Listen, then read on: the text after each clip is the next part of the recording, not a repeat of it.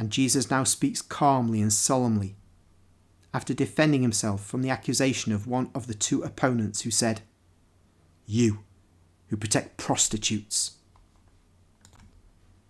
I not only say that consummated adultery is a crime against God and one's neighbour, but I say, also he who craves lustfully for the wife of another man commits adultery in his heart and commits a sin.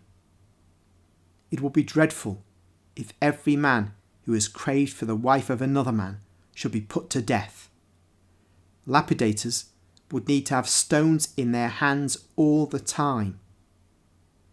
But if the sin often remains unpunished on the earth, it will be expiated in the next life, because the Most High said, 'You shall not commit adultery, and you shall not covet your neighbour's wife.' And God's word is to be obeyed. But I also say, woe betides him who is the cause of scandal, and him who informs against his neighbour. In this case, everybody is guilty. The husband, was it really necessary for him to leave his wife for such a long time? Did he always treat her with the love that conquers the heart of a companion? Did he examine himself to ascertain whether the woman had not been offended by him before he was offended by her? The law of retaliation says, an eye for an eye, a tooth for a tooth.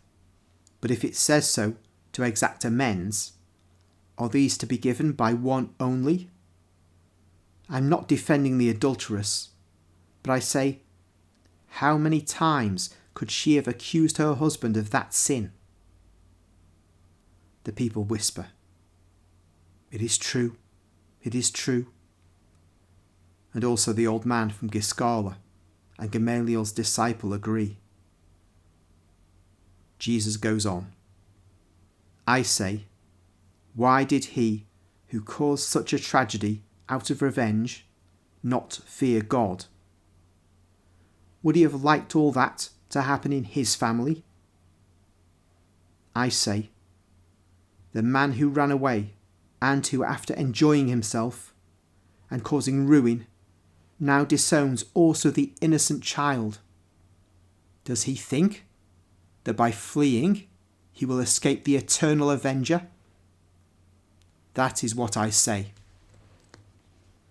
I also say, the law exacted the lapidation of adulterers and the killing of murderers. But the day will come when the law, necessary to control the violence and lust of men not fortified by the grace of the Lord, will be modified. And if the commandments, you shall not kill, and you shall not commit adultery, remain, the sanctions against such sins will be referred to a higher justice than that of hatred and blood. A justice compared with which the surviving, ever false, undeserving justice of human judges, all of whom are adulterers, and perhaps several times adulterers, if not even killers, will be less than nothing. I'm speaking of the justice of God, who will ask men also the reason for lustful desires, which are the causes of revenge, delations, murders. And above all, will ask them why they deny guilty people time to redeem themselves, and why they compel innocent people to bear the burden of other people's faults. They are all guilty in this case. Everybody.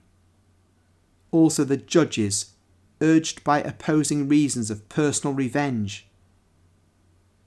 One only is innocent, and my pity is for him.